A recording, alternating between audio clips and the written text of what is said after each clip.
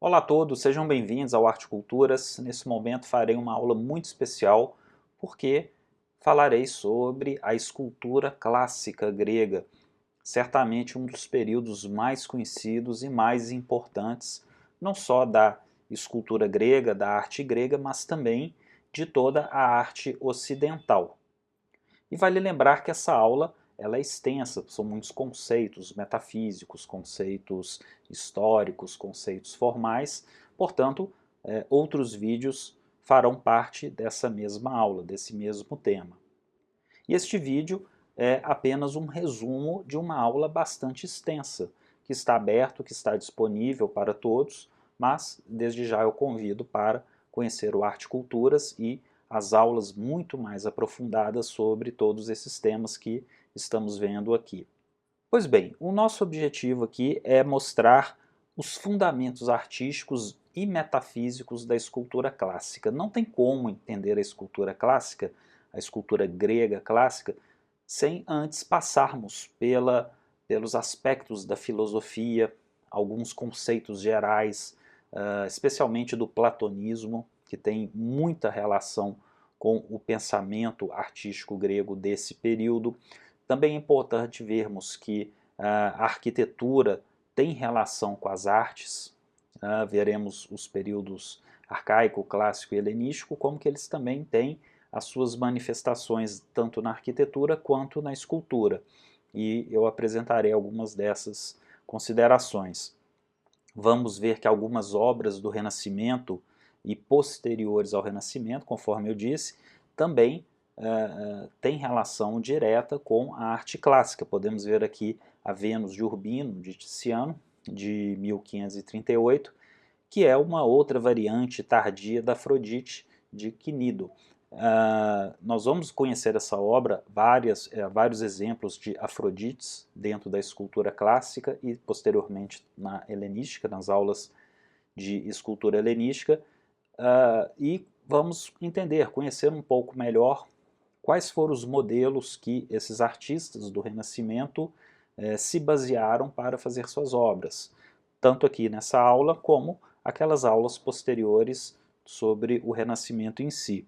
O próprio Sandro Botticelli, um dos grandes nomes, um dos mais famosos do Renascimento, podemos ver aqui a pintura O Nascimento de Vênus, de 1485, todas as referências clássicas, que também têm relações com a escultura que Botticelli e os artistas, seus contemporâneos, admiravam e copiavam, treinavam a partir desses modelos para compor obras completamente originais.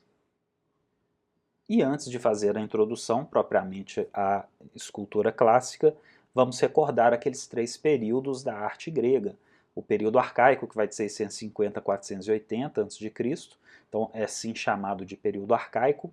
480 é aquela data daquela famosa guerra da Batalha das Termópilas, as guerras médicas, lá dos 300 de Esparta.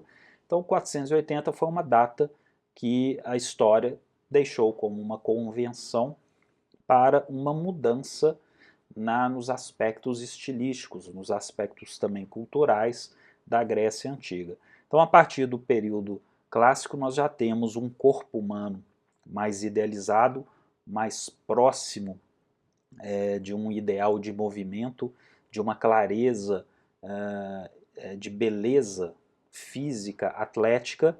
Claro que os arcaicos também chegaram nesse ponto, especialmente no final, mas vimos anteriormente que o período arcaico também, lá no seu início, possuíam obras bastante rústicas comparadas com a fase final dos couros que vemos aqui do período arcaico.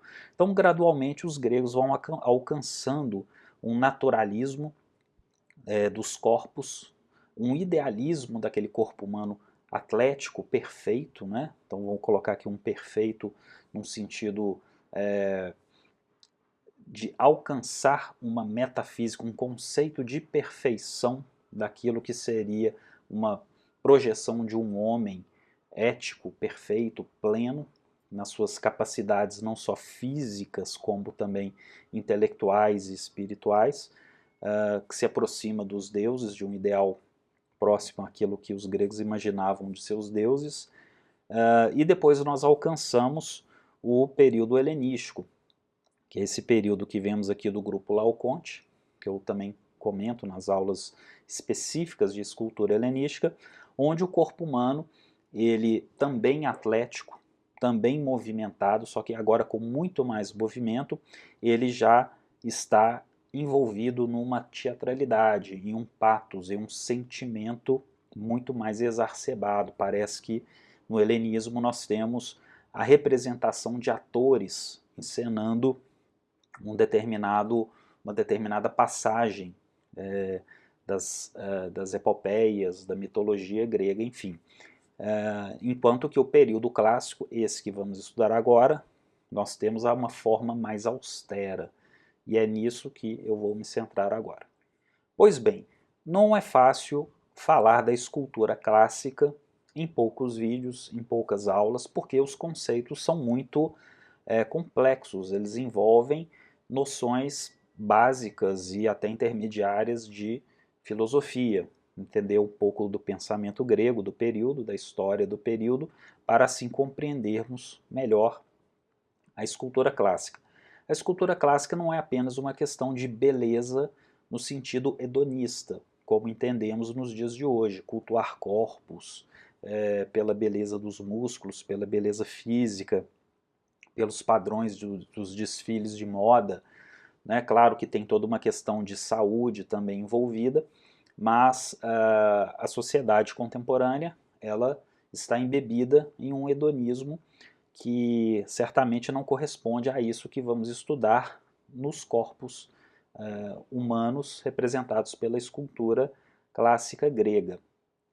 A escultura grega, ela está completamente envolvida com princípios metafísicos, ou seja, princípios místicos, espirituais, de acordo com as crenças dos gregos daquele período. Então, um dos conceitos fundamentais, eu vou passar diversos conceitos aqui, sendo que um deles, de início, é a mímese. Né? Mímese é o quê? É um conceito grego que não é cópia do que o artista vê, mas confronta a escolha das partes belas para alcançar a recomposição de um conjunto belo, ou seja, não uma natureza empírica, mas ideal. Isso segundo Argan, né, na história da arte italiana. Então, o que o Argan quer dizer? Que esses corpos que estamos vendo aqui, como o Dorífaro, essa cópia da era claudiana, da época, né, de Policleto, ela não é exatamente um homem real que foi ali retratado. Poderia ter sido usado um modelo vivo como referência para o escultor, mas o que estamos vendo aqui é uma junção de todas as partes belas que compõem um corpo humano ideal, ou seja, uma cabeça de um homem mais belo, o torso de um homem mais belo, os braços de um homem que tenha uma referência da beleza dos braços, das pernas, enfim. É uma junção de partes ideais que vão compor um todo e dessa forma nós temos esse ideal colocado aqui. E não simplesmente o retrato de uma pessoa. Então vale lembrar que esse fundamento ele é primordial. Não estamos diante de um retrato onde essas pessoas estão sendo, essas figuras humanas, perdão, estão sendo retratadas com suas particularidades, com rugas, com expressões faciais, com detalhes da sua personalidade no seu corpo, mas sim um ideal de corpo segundo princípios metafísicos, princípios éticos. E Policleto de Argos fixa um cânon proporcional na estátua do Doríforo, o lanceiro que vemos aqui. Então, nessa cópia romana que estamos aqui da era claudiana, do início do Império Romano, no século I, temos essa ideia da escultura clássica. A escultura clássica ela se difere, não é, da escultura arcaica pelo contraposto. O que é o contraposto? É justamente esse balanço que temos aqui na cintura Então podemos ver que o quadril do personagem ele possui uma quebra, né? E essa quebra conduz a uma movimentação. Comparado com a escultura arcaica, no slide anterior, nós vimos que a escultura arcaica ela tem aquela forma monolítica, egípcia, de uma regra muito dura, muito rígida, né? um joelho se movimentando para frente, mas o corpo todo permanece estático. Já na escultura clássica, essa quebra, esse contraposto já nos dá um outro ritmo para o corpo, uma conquista de um movimento que anteriormente não era visto na escultura arcaica. E Argan continua: Policleto atinge o limite da teoria, onde a obra de arte vale também como verdade conceitual, manifestação visível do belo. Então, o belo aqui com B maiúsculo. Esse conceito do belo eu vou explicar também aqui nesses momentos, nesse vídeo. Então, ou seja, esse corpo, não sendo o retrato de uma pessoa, ele é a manifestação de um ideal de beleza. E a beleza para os gregos tem a ver com a verdade e com a bondade. É uma tríade. É uma tríade que se relaciona. Então, para a escultura grega, o que interessa aqui não é o retrato de um personagem em si, mas de todo um ideal metafísico, de todo um conjunto, de todo um corpo ético, moral e religioso do período. Sobre essas questões do belo, o que é beleza, a importância da beleza, inclusive de se estudar o belo clássico, a beleza clássica, teremos outras oportunidades de ver isso com mais calma, mas já nessa aula teremos uma boa introdução, uma boa explicação do que é a beleza clássica.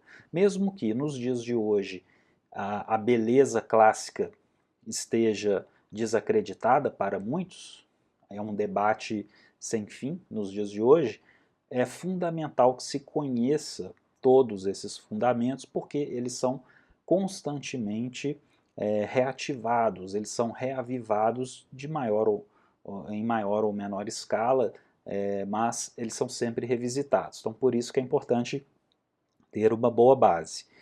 E, sendo assim, essa beleza grega, elas são modelos de comportamentos racionais e éticos também, né? Porque não é só o metafísico, não é só um ideal de como seria a perfeição, mas também de uma forma de se cuidar, de uma forma de se perceber o corpo nessa vida terrestre. A vida terrestre, para o platônico, é um espelho daquilo que acontece no mundo espiritual, naquilo que é chamado de mundo das ideias. Então, esse mundo sensível, pegando a teoria platônica, metafísica, esse nosso mundo sensível, ele é uma cópia de modelos que já existem em um mundo superior, em um mundo espiritual. Pois bem, o estilo severo surge aproximadamente em 480 a.C. e até 450, tem essa fase de maturação. Ele é chamado de período pré-clássico ou primeira fase clássica. Já não temos mais as características arcaicas presentes. É um estilo austero, é um estilo mais simples, mais rígido em relação à forma, à composição, porém com mais liberdade, com maior movimentação que o período arcaico, que era muito rígido, né, muito egípcio nas suas concepções formais. Por quê? Porque o Severo ele introduziu uma flexibilização naturalista substancial nos rígidos cânones de tendência abstrata da fase anterior. Né, nós vamos ver aqui, daqui a pouco, a presença do contraposto, né, que é justamente essa quebra do quadril e um ganho de movimentação dessa escultura de vulto inteiro, né, uma escultura que pode ser vista de todos os lados. O Critias é considerado um dos criadores do contraposto, vamos ver ele aqui daqui a pouco. Temos a quebra definitiva, né, da rigidez do couros, dos couros e das corés. Suas proporções são precursoras do cânone que Policleto aperfeiçoaria no final do século. Então é uma transição, é um caminho Já propriamente o estilo clássico já está definido, mas é o caminho que vem ali do arcaico para esses cânones, essas proporções deixadas por Policleto. E sendo assim, o contraposto. O que é o contraposto que vai definir essas características da escultura clássica, que já não encontramos mais na escultura arcaica? Temos a evidente inclinação do quadril, como vemos aqui nessa ilustração, nessa adaptação. Essa diagonal que marca o movimento dos quadris. Temos uma leve rotação do tronco. O tronco está em relação à cabeça, em relação ao quadril, um pouco mais movimentado. Ele vai girando sobre o próprio eixo. Esse quadril do contraposto, né, esse contraposto vai também criar um sentido de leveza e ao mesmo tempo de apoio, porque uma das pernas vai estar apoiada, dando então essa sensação, essa impressão de um peso, né, visualmente, enquanto que a outra perna está relaxada. Né? Então uma perna parece apoiar todo o corpo, enquanto uma outra perna estaria mais relaxada. Além disso, temos o naturalismo clássico ideal, ausência do sorriso arcaico e modelagem naturalista do rosto. Já no período severo, aquele sorriso arcaico que vimos lá na cabeça rampim, correto, da escultura arcaica, já não se apresenta mais no estilo severo. Os rostos são mais próximos da realidade direta, dos rostos observados, das belezas, das proporções que os gregos almejavam. Temos a quebra da impressão monolítica do Couros e da Coré, né? Então, conforme eu disse, o próprio contraposto ele faz essa quebra daquela rigidez egípcia do período arcaico, né? Ganhando então, conquistando o movimento. Também recebiam policromia e outros materiais. Então, podemos perceber que o efebo de Crítios está sem os olhos. Então, eram inseridas pedras e incrustações, entre outros ornamentos, além da policromia. A arquitetura e a arte arcaica também, claro, recebiam a policromia e essa tradição segue adiante para o estilo severo e para o clássico. Temos também uma mudança do vestuário dórico, ou seja, das influências dóricas fundamentais do período arcaico, para o jônico. Né? Isso é visto principalmente no drapeado dos vestidos das mulheres, que vai ficando cada vez mais evidente no período clássico. Um dos belos exemplos é o guerreiro de Riácia, encontrado no mar ao largo de Riace, né, no século V a.C., 450 a.C. É um bronze, justamente um desses raros bronzes difíceis de serem encontrados. Vemos que a maioria são de mármores, cópias romanas, inclusive, mas aqui é justamente um dos exemplos do bronze grego que eu havia comentado. Então ele está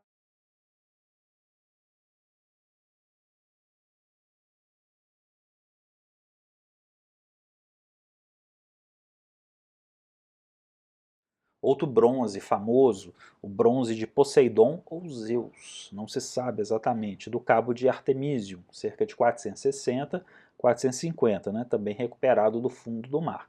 Ele poderia ser Zeus ou Poseidon, então dependeria do atributo que essa estátua estaria carregando da sua mão. Né? Se fosse um raio, né, seria Zeus, se fosse um tridente, seria Poseidon, porque as representações iconográficas, artísticas desses deuses eram muito próximas, muito parecidas. Então, o atributo, aquilo que esse deus carregaria nas mãos, seria fundamentalmente o elemento que distinguiria um do outro. E podemos perceber justamente esses conjuntos escultóricos que adornavam esses tímpanos dos frontões de diversos templos gregos. E aqui temos do estilo severo um dos mais famosos, conhecidos, do mestre de Olímpia, né, que é que parte do tímpano oeste do templo de Zeus, em Olímpia, cerca de 470 457 a.C. Olímpia, local dos Jogos Olímpicos, lembrando toda aquela questão religiosa dos Jogos. Então, é considerado aí um exemplo maior do estilo severo, plenamente expresso, já com uma clara distinção do período arcaico. Então vale lembrar que é uma grande evolução. Enquanto nesse período o arcaico está se encerrando, outras cidades-estados ainda produziam formas arcaizantes, os atenienses já haviam também iniciado um novo processo que se estende para a Olímpia, entre outras cidades, com a introdução desses fundamentos dessa movimentação, e podemos perceber claramente essa movimentação no Centauro, com uma movimentação dinâmica que já se afasta de qualquer referência lá do período arcaico. Já estamos caminhando para o clássico. E chegamos em Lisipo, cerca de 390, 300 a.C. Já assistimos aqui o desenvolvimento de Sócrates, de Platão, caminhando para Aristóteles, né, até chegar posteriormente no período helenístico. Então é um momento de grande maturação da filosofia grega, porém a política, as guerras internas entre a Grécia estão enfraquecendo as cidades-estados. Então é um momento de declínio do poderio grego, militar, especialmente econômico, mas é um grande momento de desenvolvimento intelectual da Grécia. Temos então essas diferenças que precisam ser consideradas. Então Lisipo ele apresenta um novo cânone de proporção com cabeça um pouco menor. Então uma cabeça equivale a 7,5 da altura total, ao invés de 1/7 do Policleto. Então aqui temos o Doríforo 1/7 e Lisipo, que vemos aqui ao lado, o Apoxiomenos, que é uma cópia romana, inclusive, né, lá nos museus vaticanos, ele já possui 7,5 nessa proporção. Então o corpo começa a se tornar mais alongado, até chegarmos a 8, a proporção 1/8 mais adiante. Então o corpo vai atingindo uma proporção mais esbelta.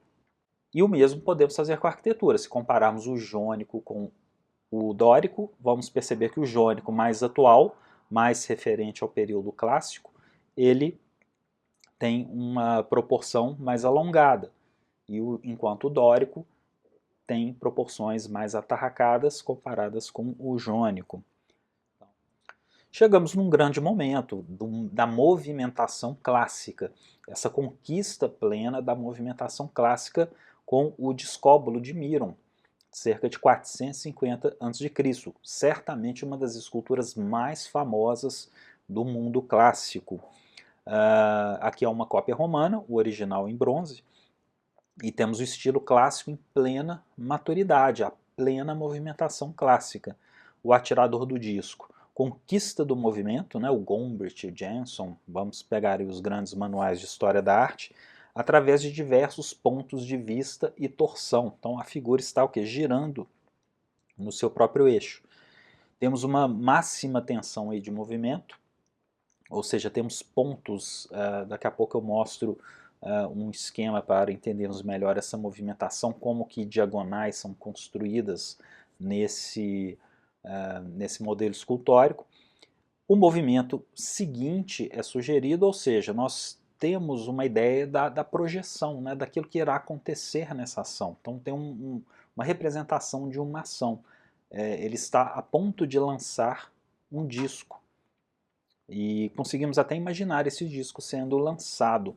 É fundamental para, por exemplo, a escultura renascentista, Michelangelo, né? O Davi de Michelangelo também, ele está num momento onde ele ainda não lançou a pedra contra Golias, mas é um momento de decisão, né? Um momento em que ele está com os músculos ali retidos, né? Retesados. Isso nos indica a temporalidade da ação, uma conquista clássica. E temos a composição, conforme disse, em diagonais e triângulos. E um dos nomes mais importantes é Fídias. Fídias, aquele do Párthenon, em Atenas, da reconstrução da Acrópole de Péricles. Vemos aqui a Athena Parthenos, ou Athena Varvekeion, né? A Atena virgem, né? Toda aquela simbologia da Atena e suas várias manifestações na Grécia Antiga. Aqui é uma cópia romana, segundo o original grego da oficina de Fídias, do século V, ali cerca de 438 a.C. Isso é um colosso, né? Uma escultura colossal que ficava dentro do Párthenon, assim como Fídias também havia feito a escultura de Zeus olímpico em Olímpia, uma das 7 maravilhas do mundo. E o próprio Argan, né, um dos autores de referência, ele nos coloca isso. A época áurea fica sendo universal, eterna. Então, pensar Fídias, pensar o Párthenon e a sua arquitetura clássica, o dórico clássico, mais esbelto, né, vamos lembrar que o capitel dórico ele é mais... ele é menos bojudo do que aquele capitel arcaico dórico que vimos anteriormente. As proporções também entre o entablamento e a colunata são são menores, né? Elas têm uma diferença menor, e esse momento é considerado esse ápice dessa beleza eterna grega, que vai inspirar os artistas neoclássicos, os renascentistas e posteriormente os grandes artistas e arquitetos neoclássicos, que vão ver justamente nesse período grego de Fídias como um ápice. Fídias será um grande modelo para diversos artistas e arquitetos posteriores. O próprio sentido da beleza eterna, aquela beleza que Winckelmann, o grande historiador da arte alemão do século XVIII, irá se basear ao fundar com os conceitos primordiais do neoclassicismo. Então, o Párthenon, também construído por Ictino e Calícrates, entre 448 e 432. Vamos voltar naquelas aulas da Acrópole de Atenas. E aqui, um friso especial da procissão panatenaica, um friso original do Párthenon de Atenas que está no Museu do Louvre. É uma fotografia minha, um momento, né, muito especial quando você se depara com Fídias. Isso certamente foi um momento muito alegre. Então, aqui de cerca de 445 a 438. Podemos ver aqui um dos relevos originais que compunham os frisos do Párthenon. Então, para Argan, Fídias define uma corrente do gosto, um estilo para as gerações posteriores, mas as gerações posteriores têm a consciência histórica de que seria impossível atingir novamente a época áurea, né? Principalmente os neoclássicos, eles tinham essa visão, né? Entendem o Fídias como o ápice do classicismo grego e que jamais um homem atingiria algo tão soberbo quanto o que aconteceu com Fídias e com suas obras no seu período. E chegamos às Vênus, aquelas importantes referências que havia comentado sobre Tiziano, sobre Botticelli. Aqui é Afrodite de Cnido, né, na versão conhecida como Afrodite Colonna, que está no Museu Pio Clementino, no Vaticano, de Praxíteles, outro nome fundamental, cerca de 395 a 330 a.C., né, a vida de Praxíteles. Ele já indica o classicismo tardio caminhando para o helenismo. O helenismo é aquele período que vem com Alexandre o Grande, a expansão grega para o Oriente e uma difusão da cultura grega, o que vai levar também às transformações, a uma emoção, né, a um pathos maior, a uma movimentação e dramaticidade muito maior dentro da escultura grega. Temos aqui o abandono dos traços impessoais, ou seja, os traços pessoais começam a ficar mais fortes. A arte dos retratos vai se estabelecendo com maior força, por exemplo, até chegar no máximo com os romanos. Né? Os romanos vão ser os grandes mestres dos traços pessoais, de retratar personalidades, mas os gregos já estavam iniciando isso no período helenístico com maior ênfase. Não que não existissem retratos anteriores, mas o período helenístico deixa a arte do retrato muito mais evidente e forma um gênero ali, escultórico à parte. Temos a aceitação de um determinado ponto visual. Segundo a tradição, o artista usou como modelos duas cortesãs de extraordinária beleza, que eram também suas amantes, Frine, para o corpo e cratina para a cabeça. Isso deu um problema. Não foi bem visto por alguns autores da antiguidade, entendendo que isso seria o mesmo que colocar prostitutas em altares, ofendendo a dignidade divina. Então foi aí uma controvérsia da época. E a Vênus de Urbino, de Tiziano, recordando lá no início. Outra variante tardia da Afrodite de Cnido, já de 1538, já uma obra renascentista, do renascentismo de Veneza, né? Uma distância de tempo superior, mas a referência clássica está aqui presente. Nós temos aí essa herança, né? A hereditariedade da pintura de Tiziano. E também temos em Giorgione, né? A Vênus Adormecida, também uma variante tardia da Afrodite de Cnido, 1507, 1510. E essas representações também serão motivos e inspirações para artistas mais modernos, do século XIX, por exemplo. Vamos conhecer isso mais adiante, surpresa. E ela está, né, a Vênus de Urbino, na Galeria Uffizi, em Florença. Essa é uma fotografia que eu retirei, que inclusive nos dá uma boa visão das proporções da pintura, né? Inclusive com a sua moldura, como ela é apresentada no museu. Então é bem interessante vermos ela no seu contexto atual na sala expositiva. Outra Vênus do período é a Vênus Anadyomene, né? Do grego Vênus surgindo do mar, de onde vem a pintura de Botticelli. Vamos ver daqui a pouco. Nascimento de Afrodite, então aqui nessa escultura na Baixa Itália, século IV a.C., não, uma cerâmica, e abaixo na pintura, naquele afresco, vemos a Vênus também, Anadyomene de Pompeia, um afresco de Pompeia. Podemos perceber o que é a concha, né, a Vênus surgindo aí na concha, né, sobre a concha. Então é uma das representações icônicas mais conhecidas da deusa Vênus, né, que é a Afrodite dos romanos. Segundo a tradição, ficou famosa pela pintura de Apelles, um grande pintor grego que não sobrou nada de Apelles, né? Agora perdida, descrita na História Natural de Plínio, lá do tempo do Vesúvio, né, de Pompeia, quando, né, Plínio morre lá na erupção de 79, né, do Vesúvio.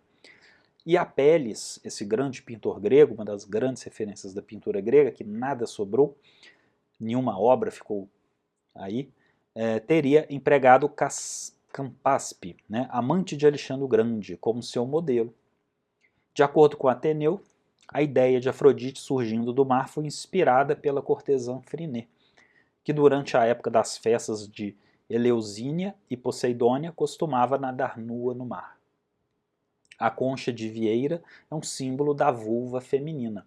Essa concha, inclusive, será adotada pelo cristianismo, né, sacralizada pelo cristianismo como um fundamento da maternidade, uma sacralização da maternidade, do corpo da mulher. Isso é muito importante. Então, lá no Barroco, isso tem uma significação fenomenal.